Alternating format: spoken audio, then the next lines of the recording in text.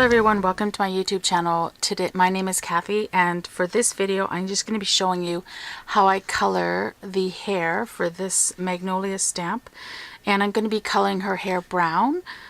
So the colors that I use, they're kind of like my go-to colors. For brown hair I use the E59, the E37, and the E23. So I'm just going to show you kind of what I do, or my thought process, I guess, as I'm deciding how to color her hair. So I'm just going to try and zoom in as much as I can, just so you can see as close as possible.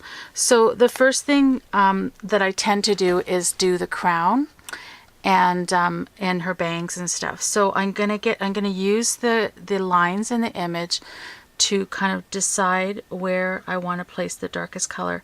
And what I'm doing is I'm using like a flicking motion. So I'm just going to go along her bangs and just flick up the darkest color where some of the darker lines are in the image.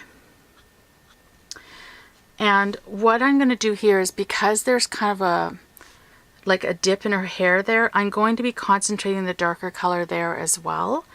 So for this, and you kind of want to like follow the lines a little bit. So basically that whole section that's kind of dipped in like that, I'm going to be kind of making darker, because I'm going to be creating like a darkness there where I think it's going to be a bit shadowed. So, and then on this side I'm just going to take a little, there's not very much hair on this side, so I'm just doing a little bit. And then any of the hair that is, below her chin, I'm going to choose to put the darker color there as well, because it's going to be darker, under her chin like that. And then I'm just going to be adding a little bit. There's not very much hair on that side, so I just added a little bit. So again, what I'm going to be doing for this part of the image, and I'm going to be looking where there's dips in her hair. So there's kind of one here. So just following the marks, I'm just going to be dipping in her hair there, and then it kind of starts to sway here, so I'm going to be adding some more darkness there. And then I'm just sort of deciding where I think there's going to be darker shadows there. So I'm just going to start with that. Well, actually there's kind of a dip on this side, so I'm going to do that here.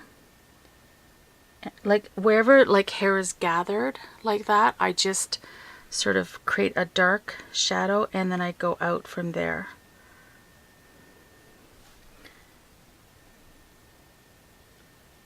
Okay, now what I find easier to do at this point is I actually turn the image right around, and I'm going to start at the top of her hair. So same idea, I'm going to be following the lines that are in the image, and I'm just going to be flicking away from the top of her head. And of course, it's going to be darker, at the top of her hair there. So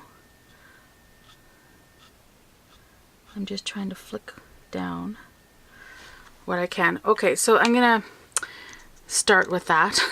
I'll probably go back in, and this is what I do. I go back in with the colors. So, okay, now I'm going to move on to the E37. And what I'm going to be doing is I'm going to be concentrating this color exactly where I put that E59, and again I'm just going to be creating the strokes, but this time I'm going to take the stroke a little bit past where I took the stroke with the E59.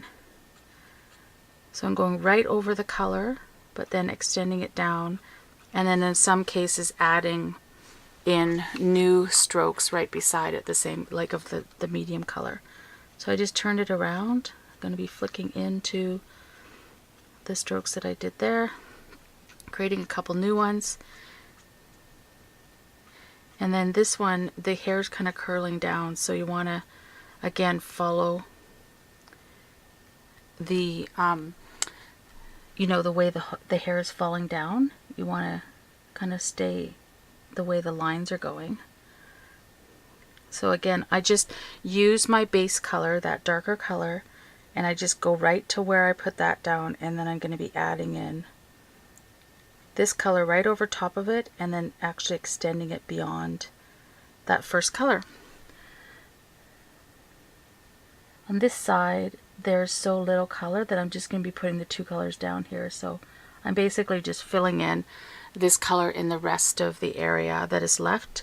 And then same with here. I'm just gonna, well, I'll leave a little bit. So you can tell how the hair is kind of coming together when you add on each of the next colors. Now, when you add on the next color, what I recommend is don't, like with the dress and stuff, I sometimes use small circles to blend the colors together, but with hair, you want to always try and keep your coloring to stroke marks instead, because otherwise you're just going to blend it together and you're not going to have, it's not going to look as natural. So in this case, what I'm doing is I'm just putting this color down where there's white, and again, I'm using the stroking, like whether it's up or down, I'm using the strokes instead. Do not blend in small circles when you're doing the hair. That's just my tip. I feel that you're going to get better payoff by doing that. And I'm just going over where there's any of the white showing in her hair. And then what I do is I'll go back in with the darker colors after, if I feel that it's still too light in some areas where this color is going down. So again, I'm just using, I'm following the curvature of the hair to kind of deposit this color into these little curls here. And you know, you kind of try and do strokes the best you can in this area. It's a little bit harder to do it here, but the main thing is you're trying to just get the color down where there's white showing. So now I'm kind of just going over where that darkest color is, and this is the lightest color going right over the darkest color, and I'm just trying to draw some strokes out of the darker color so that it drags that color out, but then softens it as it drags it out. It's still kind of wet, so you can do that.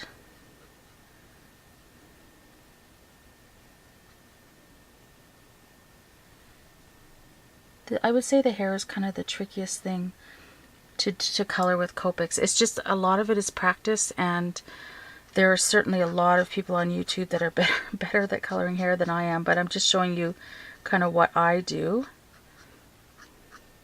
and hopefully that'll give you some tips for yourself. So okay, so looking at that hair, it's actually not too bad the way it is, but I'm gonna go in with the darkest color again, and I just want to create a little bit of like more shadows in her hair, and I am basically doing this so lightly. I'm barely touching the color. This E59 is very pigmented, and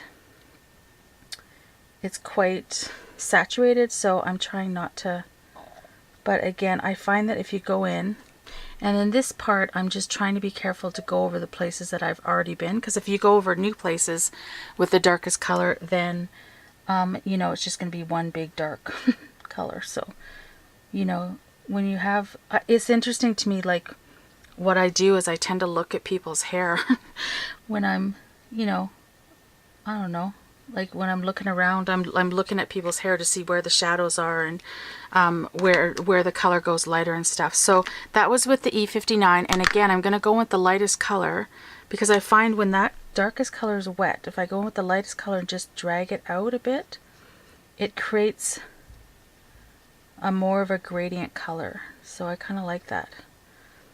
Because you're working with such a small space, it's sometimes easier to go right from the darkest to the lightest color versus adding in the middle color all the time, because you just have so little space to work with that you just can skip that step. So again, I'm just going over right over, I put those fresh marks with the lightest color,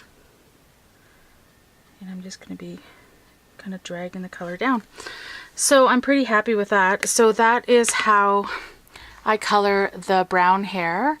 So I hope that you found that helpful, and that you basically, when you're coloring Copics, the main thing to remember is you just have to practice, practice, practice, and just keep playing around, and you'll get it.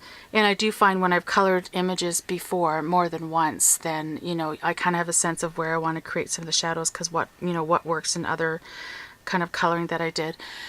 So thank you so much for watching. I'm going to be coloring the same image in blonde for my next video, so be sure to check that out. Thank you so much for watching and happy coloring. Bye bye.